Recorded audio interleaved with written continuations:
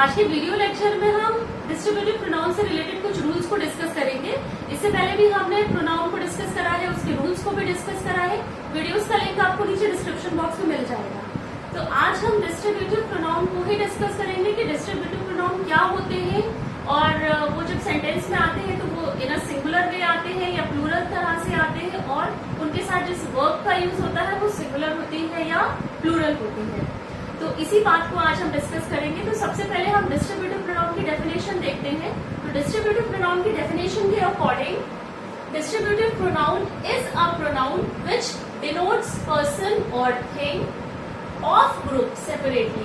Distributive pronoun वो pronoun होते हैं जो किन्हीं पर्सन्स या थिंग के बारे में सेपरेटली बताते हैं। That's why they always become singular. इस वजह से वो किसी भी सेंटेंस में एज अ सिंगुलर सब्जेक्ट की तरह आते हैं and followed by the singular verb. और डिस्ट्रीब्यूटिव प्रोनाउन के साथ जिस वर्ब का यूज होता है वो सिंगुलर वर्ब होती है। डिस्ट्रीब्यूटिव प्रोनाउन के एग्जांपल्स देखिए। डिस्ट्रीब्यूटिव प्रोनाउन के एग्जांपल्स हैं each of, either of, neither of, any one of, every one of, both of, all of and none of. इसमें से कुछ डिस्ट्रीब्यूटिव प्रोनाउन ऐसे प्रोनाउंस हैं जिनके साथ प्लूरल नाउन आता है एंड जो वर्ब आती है वो सिंगुलर होती है। इसका सेकेंड पॉइंट है वो है any, none, no one are used to denotes more than two things और पर्सन। डिस्ट्रीब्यूटिव प्रोनाउन वो प्रोनाउंस होते हैं जो पर्सन्स और थिंग्स के बारे में सेपरेटली बताते हैं, और ये दो में से किसी एक के बारे में ही बात करते हैं। अगर दो पर्सन्स या दो थिंग्स हैं तो किसी एक के बारे में ही बताते हैं, या दोनों में से किसी के बारे में भी नहीं बताते हैं। तो जब दो पर्सन्स या दो थिंग्स की बात करनी होती है वहां पर डिस्ट्रीब्यूटिव प्रोनाउन का यूज होता है। और अगर दो से ज्यादा पर्सन्स हैं या थिंग है, उस कंडीशन में हम जिन वर्ड्स का यूज करते हैं वो है एनी, नन, नो वन।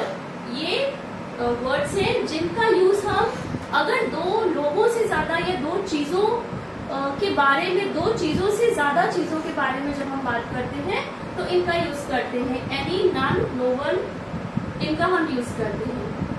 तो अब डिस्ट्रीब्यूटिव प्रोनाउन के कुछ एग्जांपल्स को हम देखते हैं और समझते हैं कि उनके साथ कौन सा नाउन आया है और उनके साथ जिस वर्ब का यूज हुआ है वो वर्ब सिंगुलर है या प्लूरल है। जैसा कि आपको पता है कि जब हम नाउन में एस या ई एस ऐड करते हैं, कोई भी वर्ड नाउन है, किसी नाउन में हम एस या ई एस को ऐड करते हैं तब वो सिंगुलर से प्लूरल बनती है। जैसे कि बॉक्स, ये एक नाउन है, इसको अगर हमें प्लूरल बनाना है तो इसमें एस या ई एस ऐड होता है। जैसे बॉक्स को अगर हम प्लूरल में कन्वर्ट करेंगे तो ई एस ऐड होके ये बॉक्सेस हो जाएगा। सेम ऐसे ही जैसे पेन है, पेन में अगर हमको इसका प्लूरल बनाना है तो हम इसमें एस को ऐड करेंगे।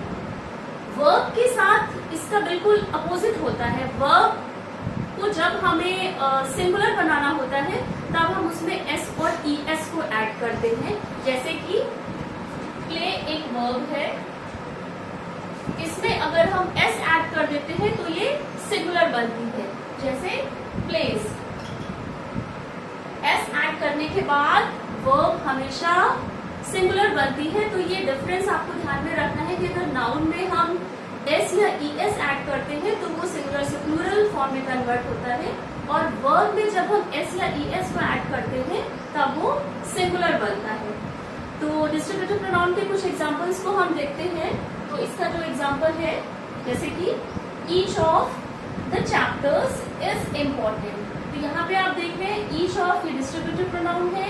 Each of the chapters is important का मतलब है कि यहाँ पे हर एक चैप्टर के बारे में बात हो रही है, हर एक चैप्टर के बारे में इंडिविजुअली बात हो रही है कि हर एक चैप्टर इम्पोर्टेंट है।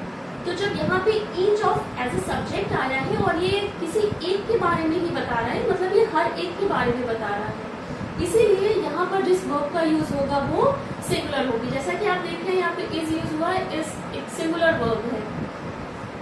तो ईच ऑफ द चैप्टर्स, और ये जो नाउन है चैप्टर्स, ये नाउन है। तो तो डिस्ट्रीब्यूटिव प्रोनाउन के साथ नाउन हमेशा प्लूरल आती है, ये चैप्टर्स लिखा हुआ है तो नाउन ये प्लूरल आती है, और इसके साथ जो वर्ब ऐड होता है वो सिंगुलर होता है, क्योंकि हर एक चैप्टर के बारे में सेपरेटली बात हो रही है कि हर एक चैप्टर इम्पोर्टेंट है। सेकेंड एग्जाम्पल है each of the girls was punished. Second example में भी बताया गया है each of the girls was punished, हर एक लड़की को पनिश किया गया है। तो यहाँ पर जब हम हर एक लड़की के बारे में इंडिविजुअली बात कर रहे हैं तो यहाँ पर जिस वर्ब का यूज होगा वो भी सिंगुलर होगी। ये आप ध्यान में रखिएगा कि अगर हमारा सब्जेक्ट सिंगुलर है तो उसके साथ वर्ब भी सिंगुलर ही लगेगी, और अगर सब्जेक्ट प्लूरल है तो उसके साथ जिस वर्ब का यूज होगा वो भी प्लूरल होगी। तो यहाँ पर बताया गया है ईच ऑफ द गर्ल, हर एक लड़की के बारे में बात हो रही है कि हर एक लड़की को पनिश किया गया है, इसलिए जो वर्ब यूज हुई है वो यहाँ पे गर्ल्स है, ये नाउन है, ये प्लूरल है। प्लूरल के साथ आपको लगेगा कि जब गर्ल्स है तो हमें वर लगाना चाहिए, लेकिन नहीं, क्योंकि यहाँ पे डिस्ट्रीब्यूटिव प्रोनाउन ईच ऑफ का यूज हुआ है। जब हर गर्ल के बारे में बात हो रही है तो हर इंडिविजुअल गर्ल के बारे में बात हो रही है, तो यहाँ पे वर्ब भी सिमिलर लगेगी। नेक्स्ट एग्जाम्पल है इसका each of you can go home. Each of you can go home का मतलब है आप में से हर कोई घर जा सकता है। अब यहाँ पे आप देख रहे हैं कि ये कैन लगा हुआ है, तो कैन मोडाल वर्ब्स होते हैं, ये भी as a helping auxiliary verbs कहलाते हैं मोडाल वर्ब्स भी।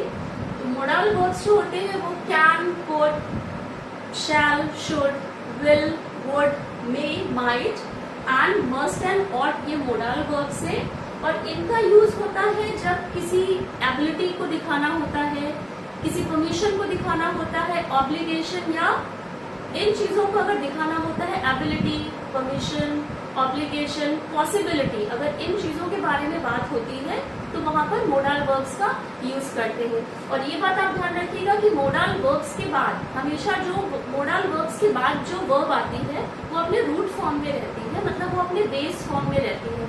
जैसे कि यहाँ पे कैन के बाद गो आया है, ये गो का रूट फॉर्म है, बेस फॉर्म है वर्ब का, गो, वेंट, गॉन होता है, लेकिन मोडाल वर्ब के बाद जो वर्ब आती है वो हमेशा अपने रूट फॉर्म में रहती है।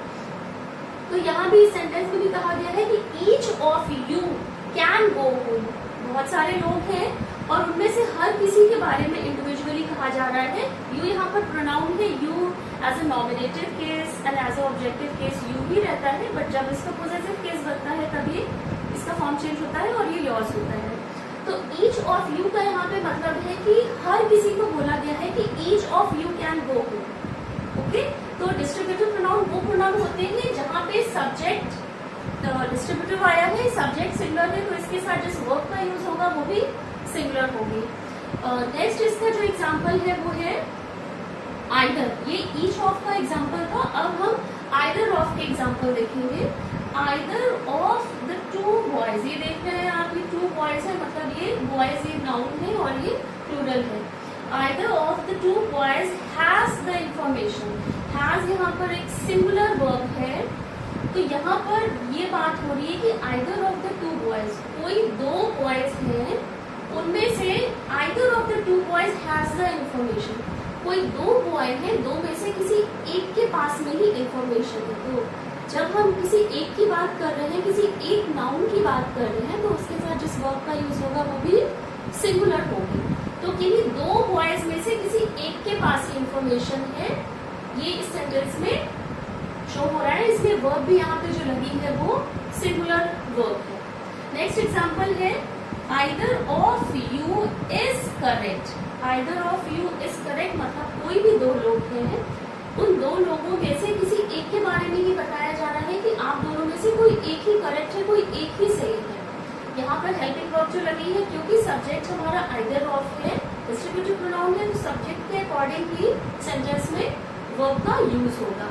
और नेक्स्ट एग्जांपल है इसका take either of these two mangoes. यहाँ पर भी ये है कि take either of these two mangoes में से टू मैंगोज है, उसमें से किसी एक को ही लेने की बात हो रही है।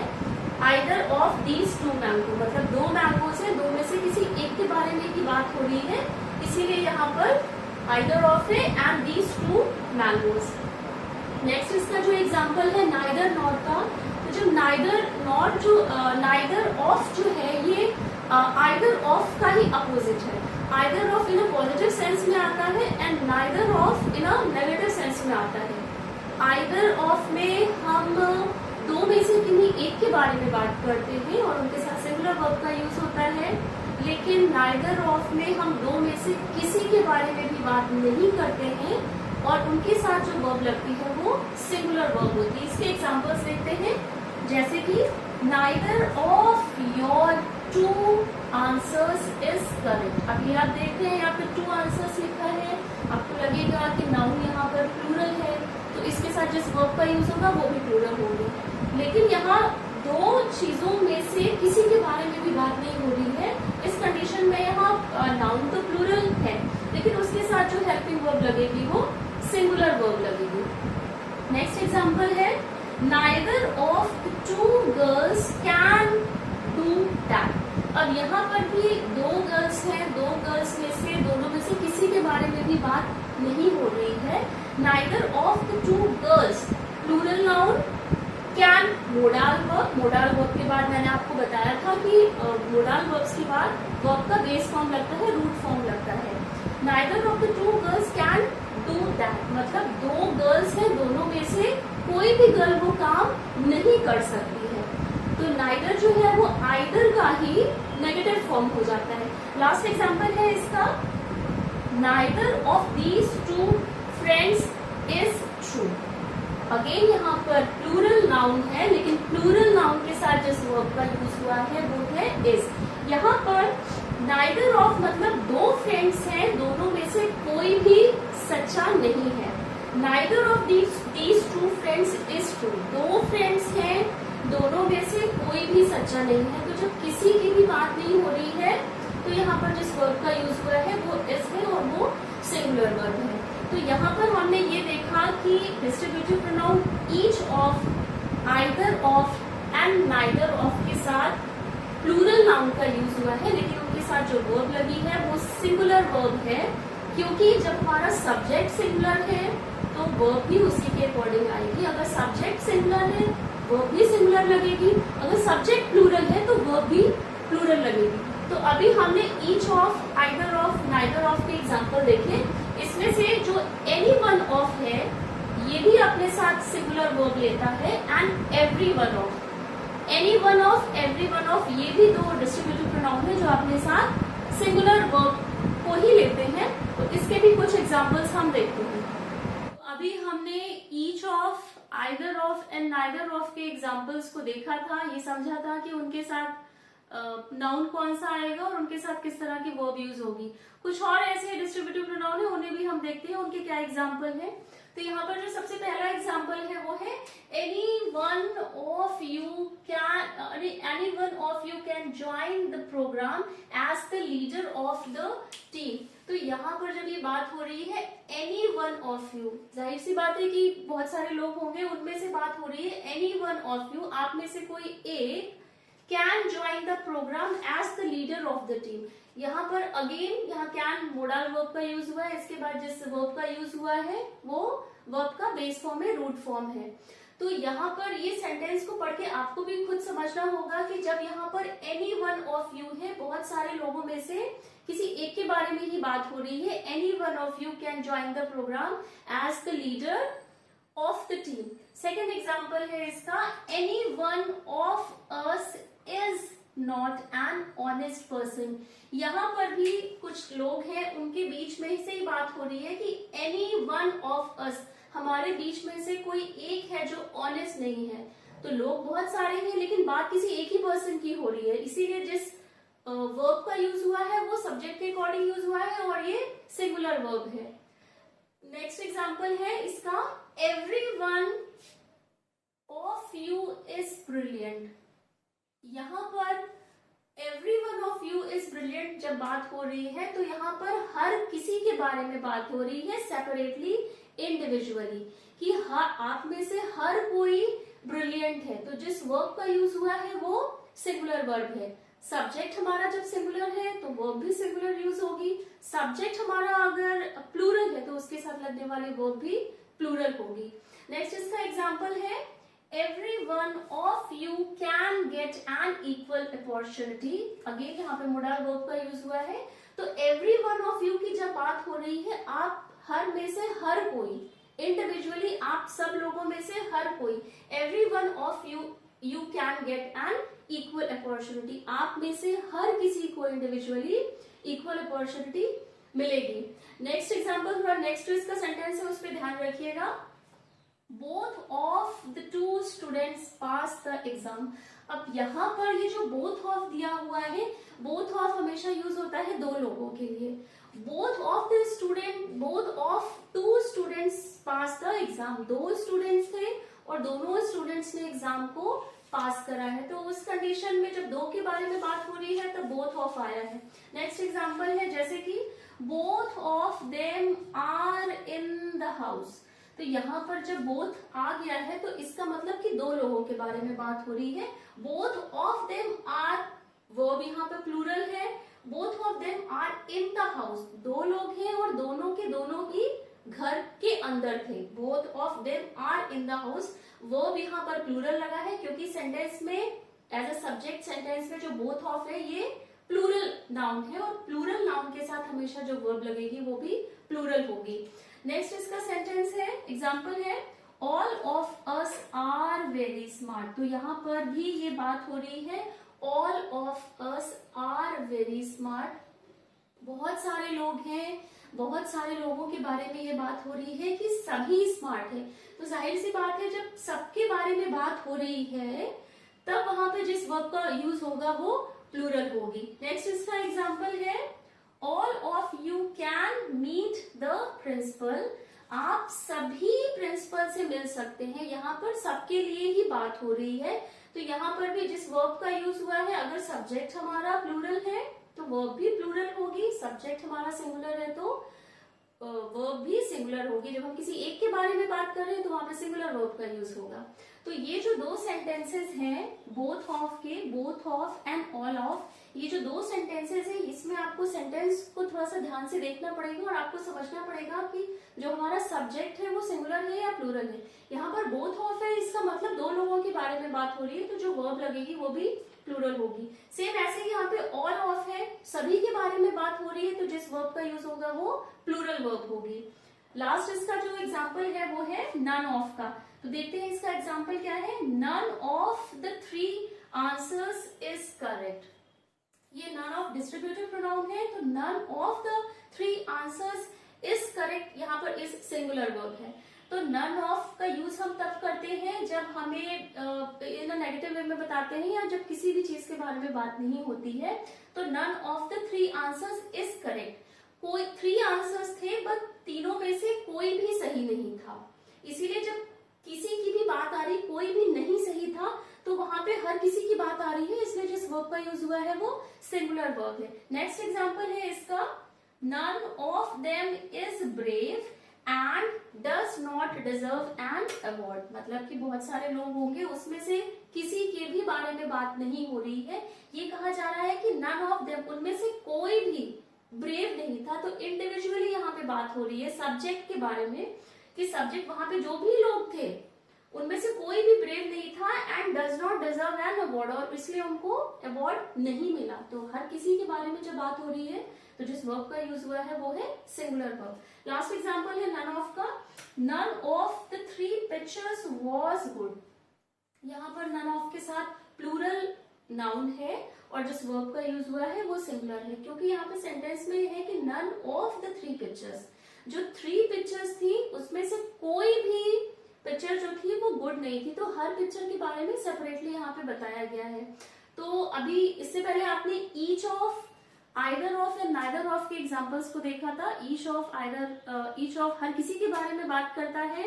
आइदर ऑफ किन्हीं दो पर्सन्स या दो थिंग्स के बारे में से किसी एक के बारे में ही बात करता है।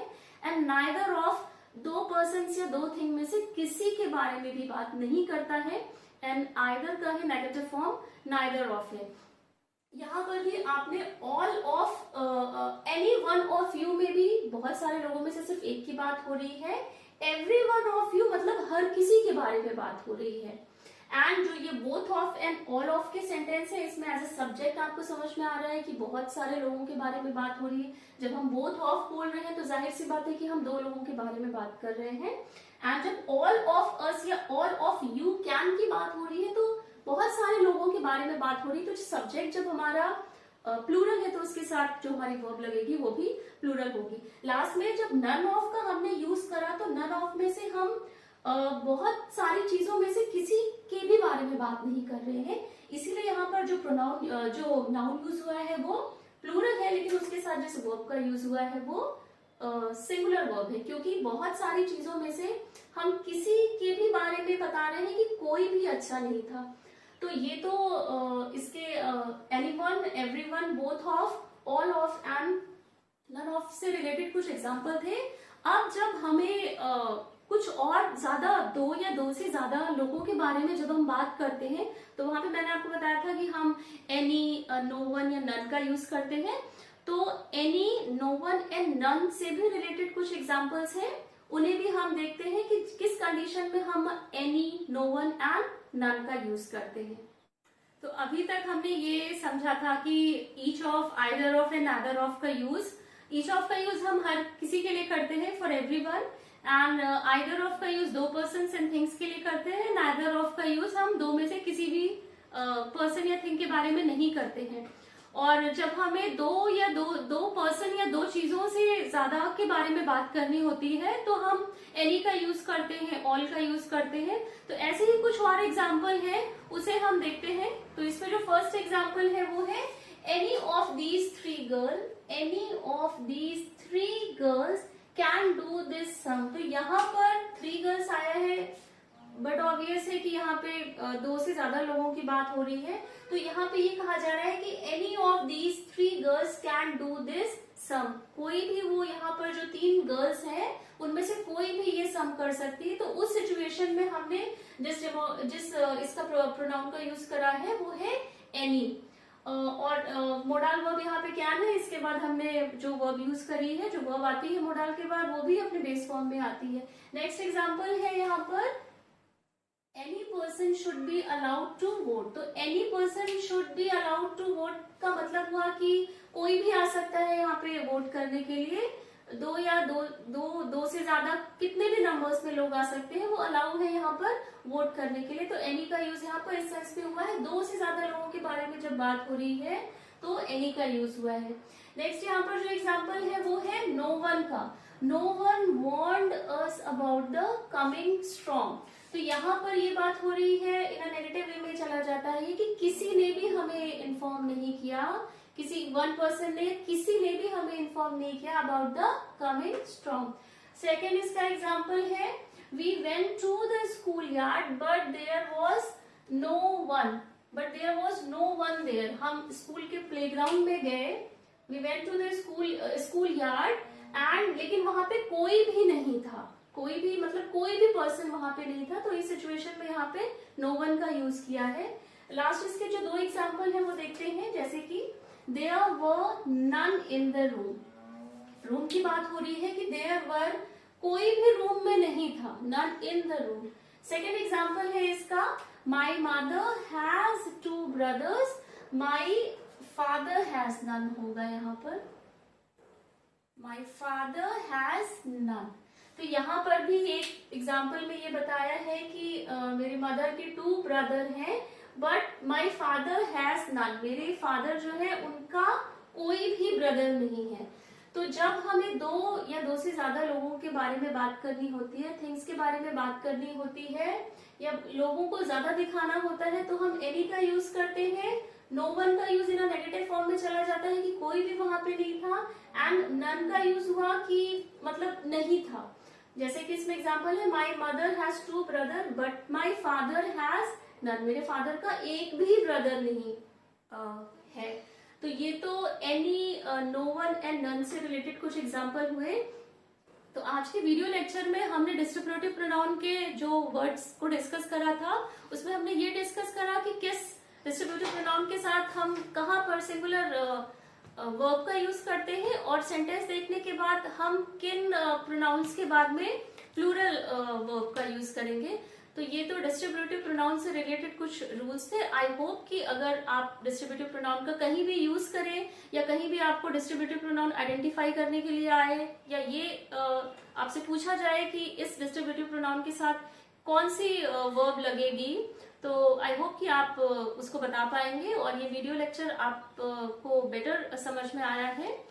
तो आज के वीडियो लेक्चर में बस इतना ही है। वीडियो आपको अगर पसंद आया है तो चैनल को लाइक, सब्सक्राइब एंड शेयर जरूर करिएगा। बेल आइकन को प्रेस कर दीजिएगा। मिलते हैं अपने नेक्स्ट वीडियो लेक्चर में।